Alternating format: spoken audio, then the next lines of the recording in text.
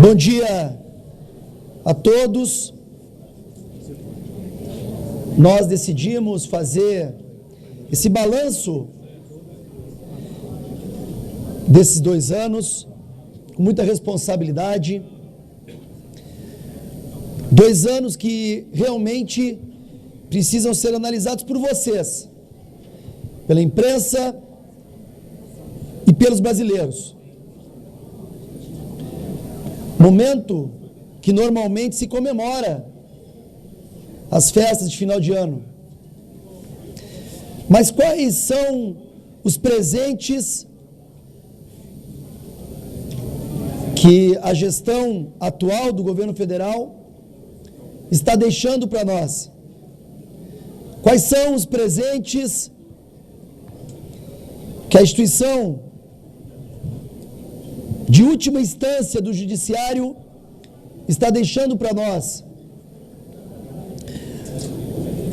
Aqui, nesta coletiva, tem parlamentares dedicados que representam a voz da sociedade brasileira.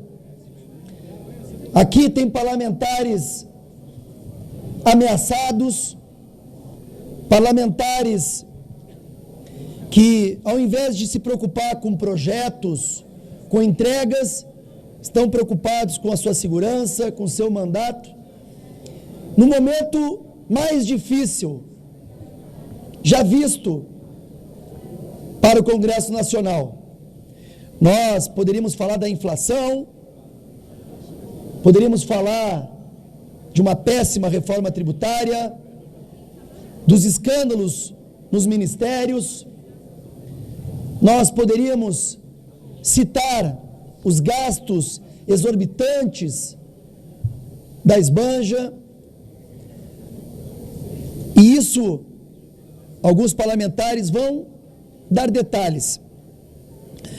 Mas nós queremos falar que em 25, a meta destes parlamentares que estão aqui é fortalecer ainda mais os nossos princípios e valores de Deus, de pátria, de família, de liberdade.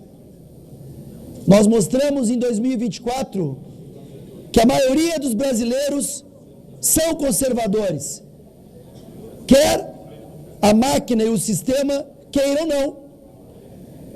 O sistema tem que entender que a maioria dos brasileiros vota com a gente. Quando se fala Supremo é o povo, sim, o povo que vai votar, que vai escolher. Cada representante diz de forma majoritária. E isso nos motiva para 25 fortalecer nos estados o que está acontecendo e ampliar não só o que aconteceu em 24 de vereadores e de prefeitos, mas de deputados estaduais, de deputados federais, de senadores da República, governadores e, lógico, da presidência. Nós vamos trabalhar em 25 o que foi apalavrado em relação à anistia, e inclusive a oposição está apoiando a candidatura em cima do que foi apalavrado em relação à anistia. Vamos também trabalhar de forma responsável, porque isso é democrático, a contagem pública dos votos necessária. Vamos, logicamente, buscar o fortalecimento, e há também esse apalavrado nas nossas prerrogativas parlamentares. E eu quero agradecer à imprensa responsável que está enxergando este movimento, que vocês podem ter certeza que em 26 nós aqui não seremos mais oposição, nós seremos situação, e é importante nos respeitar. 27. Em 27, é verdade. Eu quero chamar alguns parlamentares que vão também tecer alguns comentários e peço que a imprensa fique um pouco mais, porque temos também um comunicado de uma organização que faremos agora na parte da tarde. Eu chamo aqui meu colega Nicolas.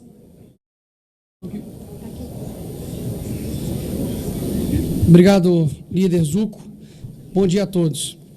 Daniel Silveira, Zé Trovão, Deltan Delanhol, Giovana Federal, Marcel Van Hatten, Cabo Gilberto, Eduardo Bolsonaro, Carlos Jordi, Gayer, Ramagem, Carla Zambelli, Nicolas Ferreira. Esses são alguns nomes e a minha pergunta é o que eles têm em comum. O que eles têm em comum é que todos são perseguidos pelo STF, especialmente pelo ministro Alexandre de Moraes, seja por busca e apreensão, seja por prisão, como está Daniel Silveira, seja como Zé Trovão, que tomou posse com tornozeleira eletrônica, seja por busca e apreensão, como o Jordi aconteceu sendo líder da oposição, sendo como a Carla Zambelli, também da mesma forma. Ou seja, o que eu quero dizer aqui não é que nós temos uma birra com o STF, não é que nós, deputados de direita, estamos dando chilique contra o STF. Nós estamos dizendo que nós somos a voz do povo. E quando o STF ele nos persegue, ele está até perseguindo. Afinal de contas, nós temos agora, pela primeira vez no nosso país, um general de 4 estrelas preso. Vai passar o Natal na cadeia, enquanto o senhor Sérgio Cabral, que foi condenado a 400 anos de cadeia, passará a sua ceia de Natal, não tenho dúvidas, em uma mesa farta. Ou seja, isso daí simplesmente uma afronta nossa contra o STF por conta de chilique? Claro que não. Afinal de contas, o STF tem usurpado o seu poder em decidir coisas absurdas. Ele tem pegado o protagonismo de decidir sobre a vida, sobre a sua vida. O Dino tem, inclusive, enfiado sobre um contrato de cemitério em São Paulo.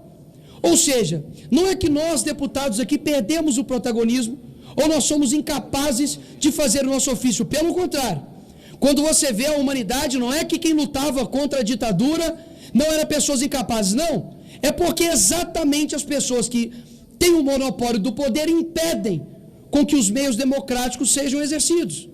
Então, o que eu tenho a dizer para os senhores que depositaram os votos em nós e que nós, pela Constituição, de fato, somos os representantes legais, onde o poder emana do povo por conta disso, de que muitos no meio do caminho não desistiram, afinal de contas, temos um regime petista implacável, que utiliza-se de diversos meios para poder nos suprimir. Mas no meio desse caminho, alguns irão desistir, outros irão desanimar, outros irão atacar quem está colocando até mesmo sua própria liberdade em jogo para poder te defender. Mas quero deixar algo bem claro. A história não se resume somente por batalhas ganhas ou perdidas. A história se resume por aqueles que persistem e que resistem. Uma pessoa muito poderosa aqui nessa casa, certo dia, me disse o seguinte: olha, Nicolas, presta atenção. O mundo, ele é aqui, ó. O mundo, ele dá voltas. Os mesmos asseclas que prenderam Lula também soltaram Lula. Fiquem em paz que eu ainda vou ver senador aqui da República, que é ainda manipulado por ministros do STF, votando a favor de impeachment de ministro em alguns anos próximos. Porque as pessoas não estão cegas, as pessoas não estão mais manipuladas. Se você entra dentro hoje de um Uber, conversa com um caixa de supermercado, quem estão privando a liberdade das outras. Então fiquem em paz, porque 2019, Lula estava preso, Dilma tinha recentemente sido impeachmentada, e todo o sistema se juntou para poder beneficiar uma pessoa que é vergonha internacional. Vocês acham que o Brasil também não irá se juntar para poder retomar ao poder aquele que, de fato, prega uma pátria livre e não uma pátria preso? E esse nome que gera pavor, arrepios, desde professor universitário que doutrina, desde bandidos que traficam nesse país, desde criminosos que estão soltos, desde corruptos que estão aqui nesse parlamento e nesse congresso. Há somente um nome que gera arrepios, que chama Jair Messias Bolsonaro. Nicolas! Esse é o nome para poder dizer que ele não está sozinho. Vocês não ganharam de 10% de diferença. Vocês não ganharam de 40% de diferença. Foi 1% praticamente de diferença. Ou seja, a nova geração que está vindo está percebendo que a nossa liberdade, ela vale mais do que tudo. E as pessoas estão extremamente atentas a isso. Então, um recado para o STF. 2016, que pena que eu não tenho 35 anos, senão eu veria como senador. Mas, em 2026, Jair Bolsonaro, com todo esse exército que tem aqui atrás, nós iremos fazer a maior bancada do Senado para poder pautar e reequilibrar esse país. Esse é o recado que eu tenho para aqueles que estão usurpando o seu poder, que que tem certeza, que tem até poderes sobrenaturais, porque agora estão fiscalizando até oração de pastor, oração de padre, na verdade, porque padre agora não pode mais fazer prece. Ou seja, nós somos a verdadeira voz do povo. Que fique bem escrito isso aqui nesse dia, de que o mundo ele dá voltas, e pode ter certeza que nós retornaremos ao poder real nesse país e teremos orgulho novamente de ver essa pátria verde e amarela. Obrigado, senhores. Vou chamar agora para representar o nosso líder no Senado, o senador Rogério Marinho. Para representar o líder Rogério Marinho? Isso aí. Bem, bom dia a todos. Saudação especial aqui a todos os deputados e deputadas que estão aqui presentes, que representam a oposição na Câmara dos Deputados, que têm feito um trabalho extraordinário. Eu acredito que esse momento agora é de prestação de contas, e nós estamos aqui para dizer que há uma afinidade, há uma interação, uma convergência de pensamentos e de prática naqueles que fazem também a oposição no Senado da República com a Câmara Federal.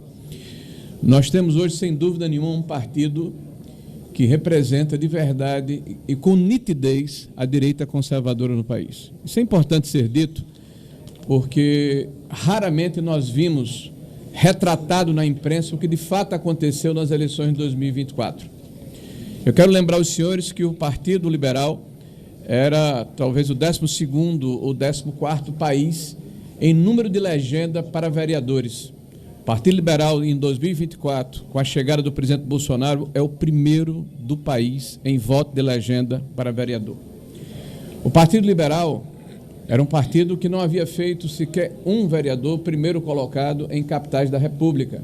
Após o presidente Bolsonaro, é o partido que elegeu em 10 capitais o primeiro colocado. O Partido Liberal é um partido que tinha apenas 2 cidades entre as 103 cidades brasileiras de maior número de eleitores comandadas pelo PL. Após a chegada do presidente Bolsonaro, nós somos o partido que tem 16 cidades comandadas pelo PL, mais 19 como vice-prefeito. E nós somos o primeiro do Brasil com essa condição.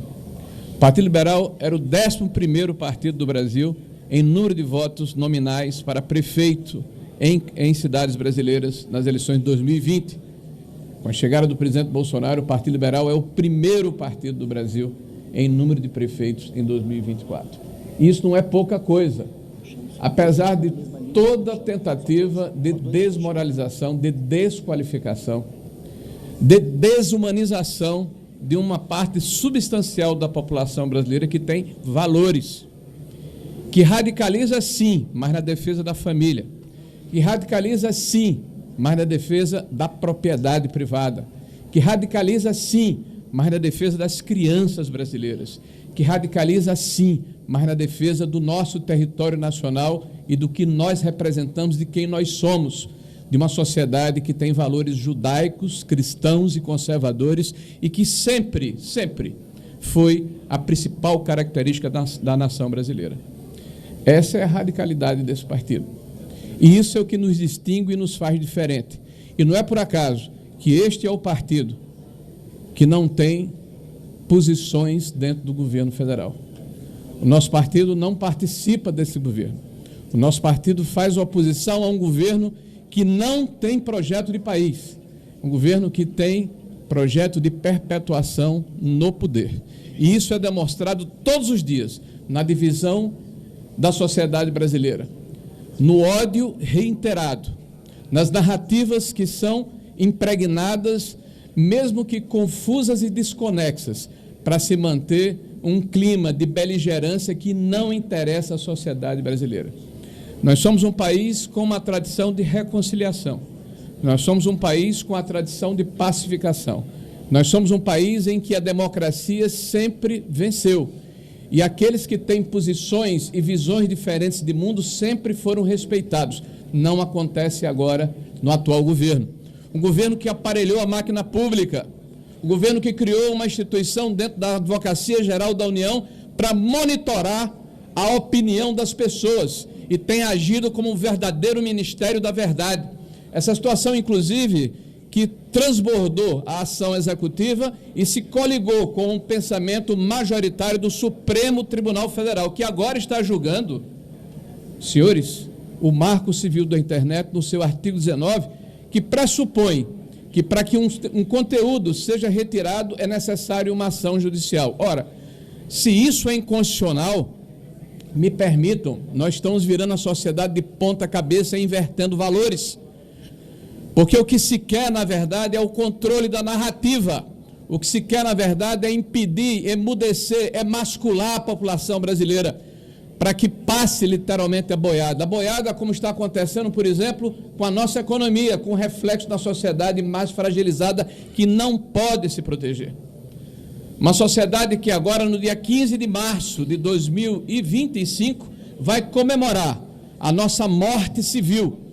São 6 anos de um inquérito interminável, que deu poderes universais a um único juiz, que hoje se acha na condição, e é dado e respaldado pelos seus pares, de fazer e acontecer sem levar em consideração o ordenamento jurídico pátrio. Nós estamos vendo uma inversão de valores, nós estamos vendo um desbordamento das ações constitucionais que estão sendo relativizadas, a começar pela liberdade de expressão. Pessoas são condenadas e acusadas nesse país pelo crime do pensamento, pelo crime do livre-arbítrio, pelo crime de ousar e discordar daqueles que detêm hoje o poder de ocasião no nosso país. Isso é muito grave, mas o pior é que está sendo banalizado, está sendo colocado como natural pela grande imprensa brasileira. Nós estamos assistindo agora alguns editoriais, até repetitivos, dos grandes jornais do país, que reclamam dos excessos cometidos pelo Supremo Tribunal Federal, mas sempre com um mas. Mas foi necessário, em determinado momento, para defender a democracia. O que é que nós deduzimos disso? Dessa hipocrisia. A democracia está sendo defendida por aqueles que estão destruindo a democracia. Os que se arvoram em defensores da democracia, na verdade, são os mesmos que relativizam os direitos individuais e que praticam uma lei que é boa para os amigos e é ruim para os seus inimigos. Uma lei, por exemplo, que permite que quem esquarteja, mata alguém, como aquela moça lá em São Paulo, tenha 16 anos de prisão. Como é o nome dela? Matsunaka. Mas quem pinta de batom uma estátua em frente ao Supremo Tribunal Federal tem 17 anos de prisão. Então, se isso não merece uma comparação, uma analogia, uma reflexão da sociedade, a sociedade também está neutralizada, adormecida e letárgica. E é o nosso papel diariamente acordar a sociedade brasileira. Eu não tenho nenhuma dúvida que esses tempos são desafiadores, que esses tempos são extingantes, que esses tempos que estamos vivendo nos cobram posicionamentos de coragem, de resiliência, de defendermos o que é correto, de defendermos o que é certo, de continuarmos a dizer aos nossos filhos qual é a diferença entre o certo e o errado, que não é possível acreditarmos que é correto, perdoarmos pessoas que desviaram bilhões do erário público e dizermos que nada aconteceu. Não é possível permitirmos que alguém hoje esteja, e com naturalidade, sentado na cadeira de presidente da República, após ter sido condenado em 3 instâncias por diversos juízes, por crimes comprovados de assalto e de dilapidação do recurso público. Esses são tempos em que precisamos estar todos juntos, todos unidos, e preservarmos a nossa indignação e a nossa dignidade e a nossa disposição de continuar lutando para que o Brasil restabeleça a sua normalidade. Muito obrigado, senhores.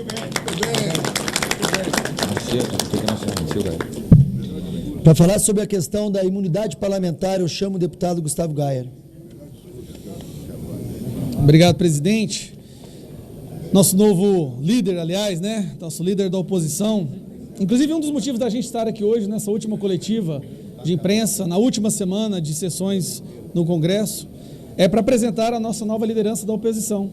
Um cara que eu tenho muito respeito, mas que ao mesmo tempo, Zuco, eu fico preocupado, porque como a gente está vivendo nessa democracia relativa, o simples fato do senhor estar assumindo agora a posição de líder da oposição já coloca um alvo gigantesco nas suas costas. Busca e apreensão na sua casa, seu nome aparecendo em algum inquérito, sua vida devassada, sua reputação sendo destruída. Por que, alguns podem perguntar, o que poderia ser usado para colocar o Zuco numa busca e apreensão ou no inquérito? Criatividade. Seja criativo. Sejam criativos. Quando nós saímos aos domingos para votar os nossos representantes eleitos, quaisquer que sejam as suas esferas, municipal, federal, estadual, nós estamos depositando um voto de confiança, mas também escolhendo uma pessoa para que nos represente no parlamento. Representar não é apenas votar do jeito que você gostaria. Mais importante do que o voto é ter alguém que venha aqui e fale por você. Seja a sua voz, seja a voz do povo. É isso que nós somos. Nós existimos para sermos a voz do povo, de forma plural, da esquerda, do centro, da direita. Essa é a nossa função principal aqui. Eu acredito mais importante do que votar sim ou não em projeto. E a função primordial nossa, representante eleito, está sendo, me corrijo, foi destruída ao longo desses últimos anos. Hoje, uma das coisas mais perigosas que um parlamentar pode falar aqui, pode fazer aqui, é falar. É pedir por transparência, é falar em nome dos desejos, dos anseios da sua população que colocou aqui, é pedir que a Constituição seja respeitada, que o devido processo legal seja seguido, que direitos humânicos básicos e fundamentais sejam respeitados. Então hoje, todos que estão aqui, em frente às câmeras, nessa última coletiva de imprensa de 2024, são alvos. Por roubar? Por desviar emenda? Não. Por cometer crimes terríveis? Não. Por fazer parte do PCC, das facções criminosas? Não. Por falar. Ora, como nós chegamos nesse nível de coisas e muitos ainda agem como se tudo estivesse normal? O princípio fundamental de uma democracia, que é a voz do parlamentar, não existe mais no Brasil. Liberdade de expressão. A liberdade de expressão já não existe mais. A liberdade de expressão de um indivíduo comum qualquer já deveria ser sagrada e intocável. Quanto mais de um parlamentar que é eleito para representar centenas de milhares de pessoas. Aí, nós chegamos no nível, Van Hatten, de tamanha insanidade, onde o ministro do STF, dando um voto para instaurar a censura no Brasil, diz, Zuco, que liberdade de expressão é a mesma coisa que jogar alguém de uma ponte. Que liberdade de expressão é a mesma coisa de um homem bater numa mulher. Pelo amor de Deus! Como não ficar indignado? Como não estourar as veias de indignação com tamanha barbaridade? Liberdade de expressão é a mesma coisa de jogar um homem de uma ponte. O que a gente faz então? Que notório saber. Se nós não resgatarmos o mínimo de sanidade, pode ter certeza, a democracia já ruiu. E aí, quando a gente organiza uma coletiva de imprensa para fazer uma retrospectiva do ano de 2024, o foco era falar da presidência, do que o governo Lula fez. Peraí, a presidência hoje no Brasil é Lula ou é Alexandre de Moraes? Porque a maioria das decisões que impactaram diretamente as nossas vidas vem de uma pessoa que não recebeu um voto. Pelo menos o Lula, quando ele toma uma decisão ruim, podre e afeta as nossas vidas, pelo menos alguns votos ele teve. Agora, quando uma pessoa, numa canetada, decide censurar o Brasil, liberar o aborto, liberar as drogas, quantos votos essas pessoas tiveram? Mas essa é a democracia que a gente tem que respeitar? E hoje eu vejo colegas sendo colocados em inquéritos por pedir transparência, por denunciar crimes de funcionários públicos, por chamar o Lula de ladrão, o que ele é. Mas não rouba só o nosso dinheiro. Agora, esse regime Lula-STF está roubando o nosso futuro. Então é ladrão, sim. Está roubando o futuro dos nossos filhos. Tudo isso, para concluir, meus amigos, é numa clara intenção de nos intimidar, numa clara intenção de fazer com que a oposição, patriotas, pessoas que querem um futuro melhor e preocupam com a liberdade dos nossos filhos, desistam de lutar. Coloquem o rabinho entre as pernas e optem em não falar mais nada. Eu vou ficar calado, porque assim talvez eles não me persigam. Aí eu pergunto aos meus colegas que estão aqui agora nessa coletiva: nós vamos nos calar? Não! Nós vamos continuar lutando pelo Brasil? Sim! Alexandre de Moraes e toda essa ditadura do STF, pode não ser agora, pode não ser ano que vem, mas nós vamos vencer. O Brasil vai vencer, o povo brasileiro vai vencer e vocês vão perder. Essa é uma garantia que todos nós aqui dispostos a sacrificar as nossas liberdades estamos colocando na mesa. Obrigado. Muito bom. Obrigado. Obrigado, deputado Gaia. Gostaria de falar uma das pautas agora, o deputado Mário Frias, uma das pautas que mais toca o Brasil e também a oposição, que é a pauta da anistia. Bom, gente, parabéns, Zuco, parabéns a todos os deputados que me antecederam aqui, falaram muito bem, Gustavo, Nicolas, senador Rogério Marinho. Eu faço uma reflexão a todos nós aqui presentes, a imprensa, os políticos, a todos os envolvidos nessa situação da prisão das pessoas do 8 de janeiro. Me questiono, desde que cheguei a esse governo, como secretário de Cultura, as coisas que eu passei, processos, ameaças, mas uma me chama a atenção e eu quero lembrar nesse momento, que é a experiência de quase morte. Foram duas, general. Nessas duas ocasiões eu tive a oportunidade de ver como a arte imita a vida. É como num filme, tudo passa na sua cabeça, as coisas boas, as coisas ruins, aquilo que você fez de bom para as pessoas, sem querer nada em troca, definitivamente são as sensações que mais acalentam nesse momento. E eu fico me perguntando se as pessoas que hoje estão responsáveis pela prisão da Vildete Ferreira, de 73 anos, condenada a 12 anos de prisão, a Débora Rodrigues, de 38 anos, mãe de 2 menores, condenada a 17 anos de prisão.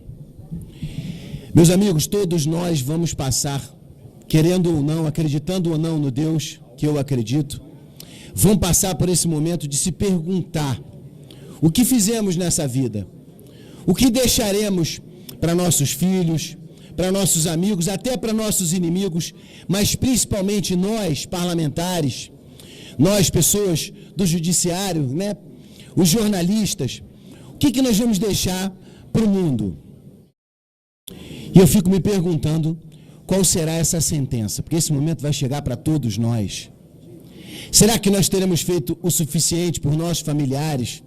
Será que nós teremos sido pessoas condescendentes, pessoas com compaixão, pessoas que fizemos bem para o próximo? E eu fico me perguntando, quem julgou essas pessoas do 8 de janeiro? Nesse momento, o que passará pela mente dessas pessoas? Será um momento de reflexão positiva? Será um momento em que elas vão se sentir perdoadas? E duas coisas me vêm à cabeça. Uma, que ameaça, que projeto de golpe é esse realizado com um batom? Que ameaça pode ter oferecido ao Estado. Que Estado frágil é esse que uma senhora de 73 anos pode ter oferecido? Já basta. Chega dessa pantomima. Estamos colocando na cadeia pessoas, sim, mas emblematicamente vamos ser considerados um Estado que prende inocente, que maltrata os mais fracos, os necessitados. Então, Zuco, meu amigo, Biaquices, todos que estão aqui presentes, nesse período tão importante que vem agora, que é a celebração do nascimento de Cristo, no Natal, que todos nós façamos essa reflexão. Que Brasil nós vamos deixar para os nossos filhos? Isso não é um fla-flu, não é uma questão de direita e esquerda, é uma questão de humanidade, é uma questão de benevolência. Então eu peço aqui, em meu nome, em nome do povo brasileiro, a todos que são responsáveis por essas prisões absurdas, por esse momento horroroso. No início éramos terroristas, aí veio o ataque do Hamas, Bia. E aí nós podemos ver o que de fato é terrorismo. Agora, incessantemente, a imprensa repete a palavra golpista para uma senhora, para alguém que tinha como arma um batom. Ninguém aqui está negando que houve depredação de patrimônio público. O que a gente pede é que a justiça seja feita individualizada, que cada pessoa responda por aquilo que cometeu e não a toque de caixa, como ouvimos outro dia, Zuco, numa manifestação de um representante do judiciário. Chega! O Brasil não precisa disso, independente da luta que nós vamos continuar travando, pelo que nós defendemos, pelo voto que recebemos. É momento de pacificação deste país. Estas pessoas não são inimigas mortais da República, muito menos terroristas. Então peço aqui, em nome do poder que eu pertenço, em nome do Legislativo, em nome de todos nós, anistia para essas pessoas que de golpistas só tem o rótulo que vocês estão querendo colocar neles. Obrigado. Muito obrigado. O senhor chamar também para falar um pouco, nós vamos falar sobre o cenário nacional do governo, mas também tudo que está acontecendo, como o mundo está vendo o cenário no Brasil. Eduardo Bolsonaro.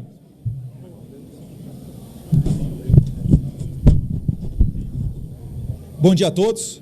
Acho que aqui todos nós temos o mesmo espírito.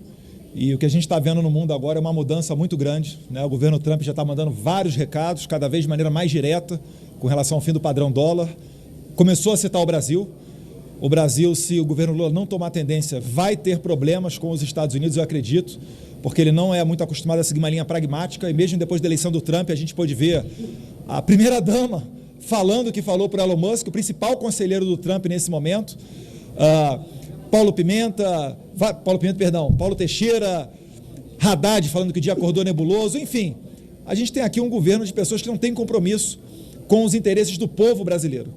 E não foi o presidente Bolsonaro que colocou os Estados Unidos no meio disso tudo. Foi a própria Polícia Federal, a Stasi de Alexandre de Moraes, que disse que o presidente falsificou um cartão de vacina para entrar nos Estados Unidos. Que falsificaram uma entrada do seu assessor internacional, Felipe Martins, que ficou 6 meses preso injustamente. Hoje em dia, toda semana tem que ir no tribunal para assinar um documento para dizer que está ali pela região de Curitiba e Ponta Grossa.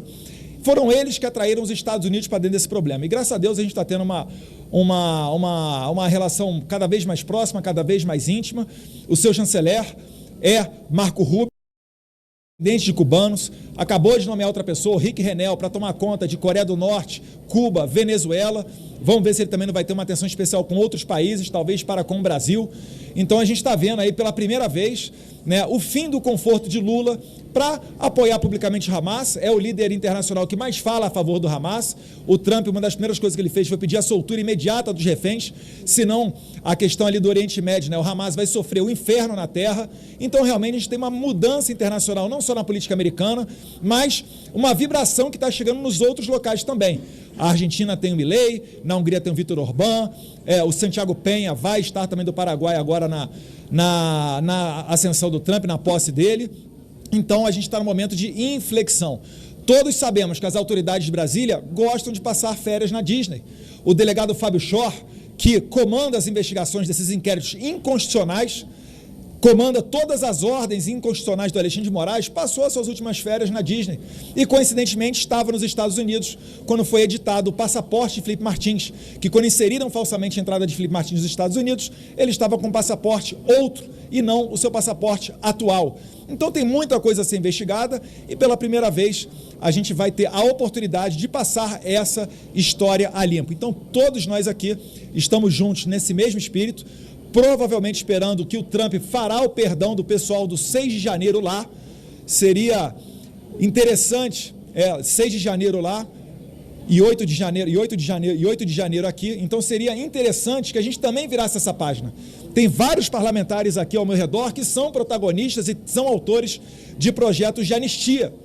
A gente não quer um benefício a pessoas, né, que cometeram crimes contra a democracia. Não. É justamente por não ter havido uma tentativa de golpe. A gente está falando, queremos virar essa página da história. Queremos discutir aqui reforma tributária, saneamento básico, hospital, escola. Eu acho que resume muito, finalizando, a entrevista que a deputada Bia Kicis deu para a CNN recentemente. A gente fala de golpe, que não teve um tiro, que não teve uma arma apreendida. Enquanto isso, os assuntos de interesse nacional estão passando ao lado. Finalizo aqui só falando do meu repúdio para com a prisão do general Braga Neto.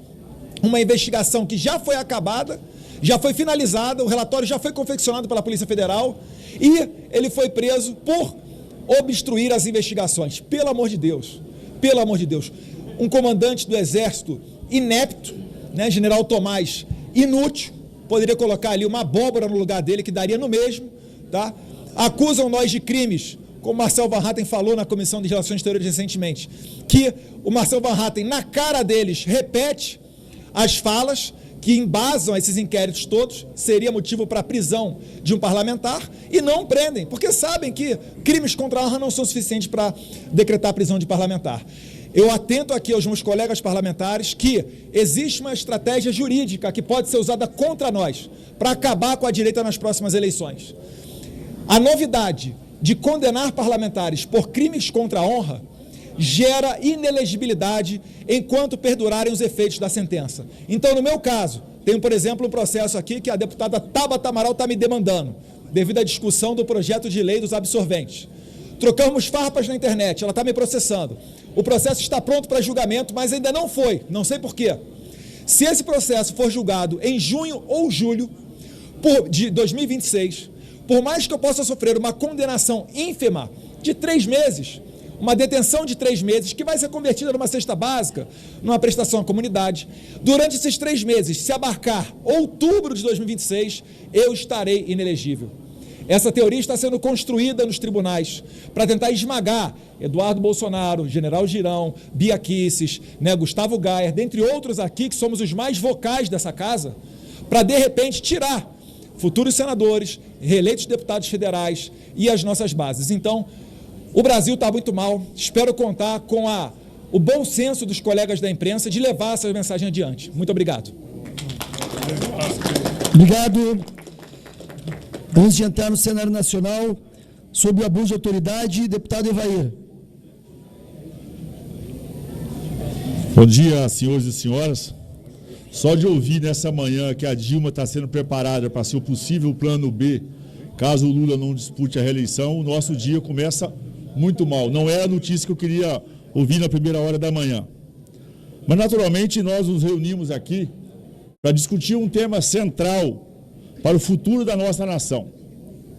O abuso de autoridade e as implicações de ações que muitas vezes ultrapassam os limites constitucionais, ameaçando a democracia, a liberdade e a justiça. Nos últimos anos, temos presenciado episódios preocupantes no Brasil que merecem uma análise profunda e responsável. Um dos pontos mais sensíveis é o papel do Supremo Tribunal Federal do STF nas questões políticas e eleitorais. A atuação dessa instituição, que deveria se limitar à interpretação da aplicação da Constituição, muitas vezes tem sido vista como uma interferência direta no equilíbrio entre os poderes. Essa judicialização excessiva de decisões políticas não apenas desestabiliza o sistema, mas também cria um ambiente de desconfiança generalizada, com impacto, inclusive, agora na economia. A cassação dos direitos políticos do ex-presidente Jair Bolsonaro é um exemplo emblemático dessa controvérsia. Independente de nossas opiniões sobre sua gestão e suas ações, é fundamental que o princípio do devido processo legal seja respeitado.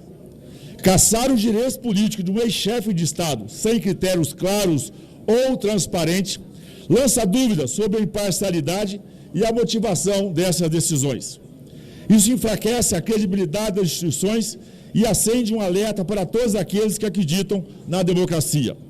Além disso, temos assistido uma preocupante escalada das investigações e processos contra deputados federais e outras autoridades eleitas, muitas vezes sem critérios claros, sem o devido respeito às suas garantias constitucionais. Representantes do povo, que somos nós, eleitos democraticamente, estão tendo suas vozes caladas e seus mandatos interrompidos, o que representa um ataque direto à soberania popular e ao funcionamento pleno do Congresso Nacional. O caso recente da prisão do general Braga Neto é um capítulo ainda mais alarmante, quando vemos um general de alta patente sendo preso sob condições que ignoram prerrogativas legais e direitos básicos de defesa, entendemos que estamos diante de um cenário muito perigoso. Prerrogativas constitucionais, como o direito ao contraditório, a ampla defesa e a presunção de inocência, não podem ser ignorados ou flexibilizados, independente de quem seja investigado. Neste contexto, as investigações sem critérios, decisões desproporcionais e ações que rasgam as garantias legais colocam em xeque os pilares do Estado de Direito. O Brasil não pode se permitir a um sistema onde a lei seja aplicada de forma seletiva ou como instrumento de perseguição política. Isso não é justiça, isso é abuso de autoridade. Nosso dever, portanto, como cidadão, é exigir o respeito às leis, à Constituição, não importa quem esteja no poder ou quem seja o investigado. Não podemos permitir, meu líder Zucco, que o arbítrio tome o lugar da justiça. As instituições precisam ser guardiães da democracia, não instrumentos de opressão e manipulação. Por fim, faço um apelo que o diálogo, o respeito às diferenças, a defesa intransigente dos direitos constitucionais sejam os guias da nossa sociedade. Só assim poderemos construir um Brasil verdadeiramente democrático e justo, onde a lei é aplicada de forma igual para todos, sem excesso ou desvios. Como eu sempre digo, vai vendo, Brasil! Valeu, Bom, gostaria de chamar a deputada Bia Kiss, que vai tratar sobre um tema atual do cenário do governo Lula. Obrigada, bom dia a todos. Deputado Zucco, parabéns aí por essa iniciativa. Estamos aqui reunidos, e não somos poucos, estamos aqui representando a oposição a esse desgoverno que está levando o Brasil para o fundo do poço. E eu quero dizer aqui, primeiramente, colegas, que eu tenho a percepção, mais do que a percepção, a convicção de que o que está acontecendo, que esse desmonte da economia brasileira, não é fruto de incompetência, não é fruto de incapacidade, apesar de ser um governo altamente incapaz, mas sim fruto de um projeto de poder. O Brasil precisa sangrar até derreter. Nós sabemos que a China está comprando terras, empresas e até mesmo agora uma mineradora. O Lula vendeu a maior mineradora do Brasil para a China. E nós, no Congresso, estamos tomando providências para ouvirmos, questionarmos, e como isso é feito sem o aval do Congresso Nacional. E eu quero dizer também que a economia está derretendo. Não adianta que tenha alguns índices ainda positivos que são fruto do governo Jair Bolsonaro, da política de prosperidade do ministro Paulo Guedes. Ele avisou, 1 ou 2 anos ainda poderá haver resultados positivos, fruto do nosso trabalho. Depois disso, o Brasil vai se tornar uma Venezuela. E aquelas pessoas que diziam que nós não seríamos uma Venezuela, que debochavam de nós, deputado Zucco, estão assistindo. O dólar a 6,20 ou mais, o Banco Central vendeu mais de 10 bi para tentar segurar o mercado do dólar e nem assim conseguiu. Os juros também nas alturas. E o que dizer das nossas estatais? Eu me lembro muito bem que quando o então presidente Bolsonaro assumiu o governo, havia um rombo de 80 bilhões das nossas estatais. E ele conseguiu encerrar o seu governo com um lucro de 40 bilhões nas estatais. Ou seja, tirou 80 bi de prejuízo, ainda colocou 40 bi de lucro. Façam as contas, quanto é que dá isso? E atualmente, nós estamos num cenário de recorde de déficit das nossas estatais. Somente de janeiro a setembro, ou seja, nem havia terminado o ano quando foi feita essa medição, mais de 7,4 bi de prejuízo. O maior índice de prejuízo das estatais desde a série que começou, essa série em 2002 de medição. Então, agora nós estamos vendo Correios dando prejuízo. Eu me lembro que quando o presidente Bolsonaro assumiu também, os pobres dos carteiros tinham que desembolsar, capitão Alden, R$500 mensais do seu salário para pagar o prejuízo do fundo da Previdência dos Correios. E eu me lembro do ministro Paulo Guedes me dizer, todo otimista, que até o final do ano de 2022, eles começariam a receber de volta o que pagaram. Agora, o que está acontecendo? Risco de nem 13º, os servidores das estatais estão correndo, né, de não receber 13º, e as suas aposentadorias com risco também de naufragarem. E eles terão que pagar por esse prejuízo. É Correios, é Petrobras novamente dando prejuízo, uma vergonha o que está acontecendo com a Petrobras, Caixa Econômica, é um caos,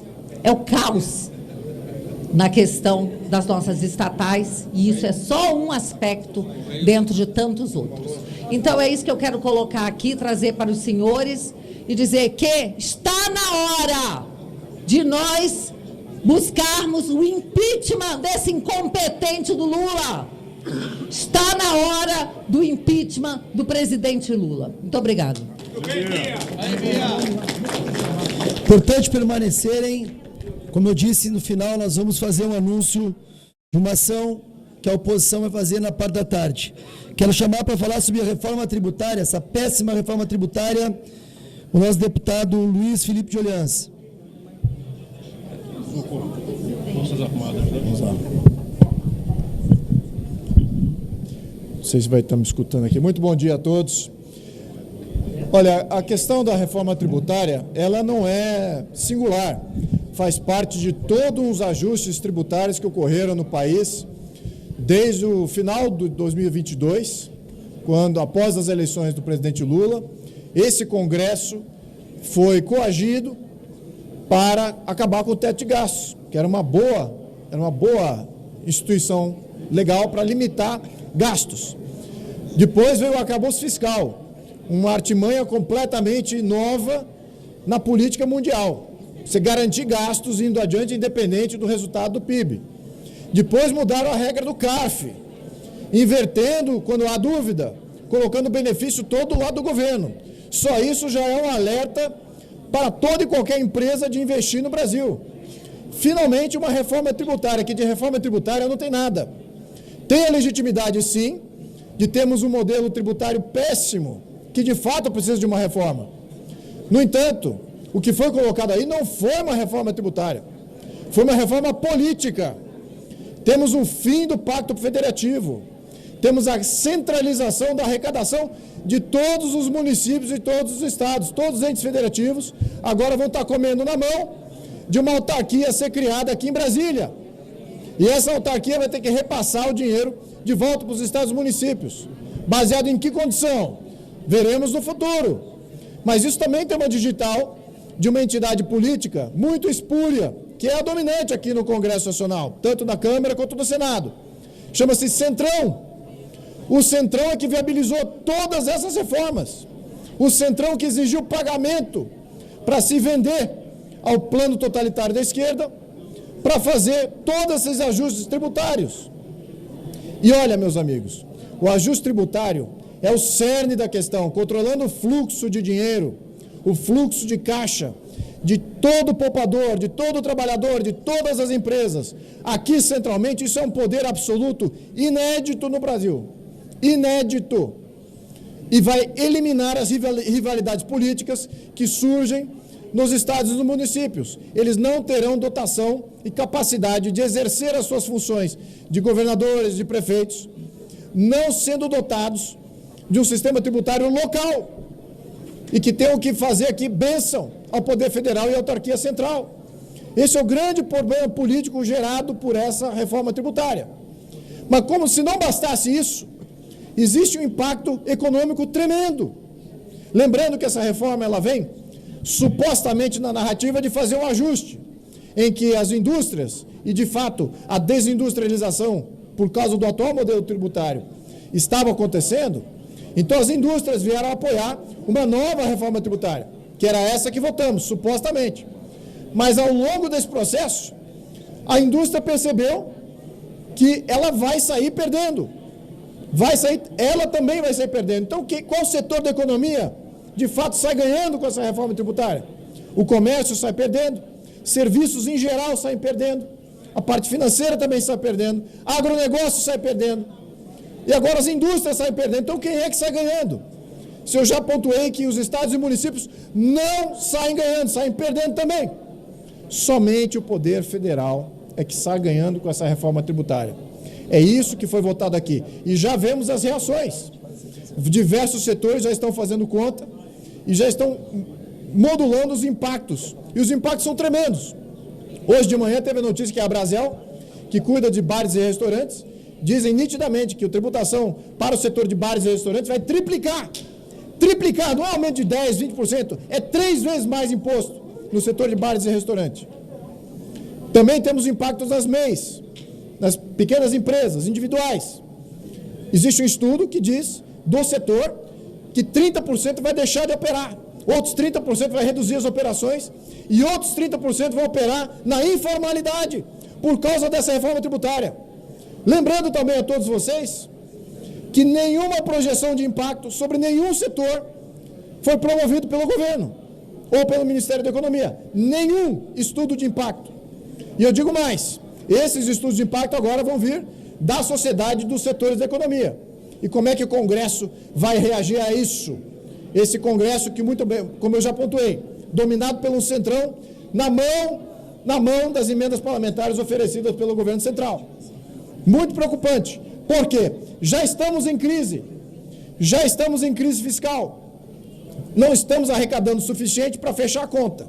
Não temos mais como arrecadar mais para tentar fechar essa conta. Então, qual é a saída do governo? Se endividar mais. Mas isso também já está no limite. Os juros já estão explodindo. Os bancos e o mercado que financia o governo já está dizendo, não vamos comprar mais títulos do governo. Então, quem é que vai pagar as contas do governo? Quem é que vai pagar a Previdência? Rombos da Previdência. Quem é que vai pagar rombos dos salários dos funcionários públicos? Quem é que vai pagar a saúde e educação, que são despesas obrigatórias? Isso chama-se crise fiscal. Já estamos no prelúdio de uma grande crise fiscal e que vai ter impacto certamente na sociedade nesse próximo ano. Como agravante, nós aqui discutimos um plano de corte de gastos efetivo? Nada foi pautado. Sabe por quê? Porque a maioria dos gastos estão travados em Constituição. Os gastos, 95% do orçamento já está travado em Constituição. E nenhuma proposta de reforma constitucional dos gastos obrigatórios foi proposta. Isso demora vários meses para esse debate. Significa que o pequeno ajuste que o governo pode fazer, mesmo que ele abra mão de tudo aquilo que ele tem discricionário, que é só 5% do orçamento, isso não é bastante para debelar a crise fiscal. Temos aqui um cenário de crise eminente, meus caros. Vamos colocar em cima disso aí agora uma crise de instabilidade da economia brasileira, causada pelo próprio governo com essa reforma tributária.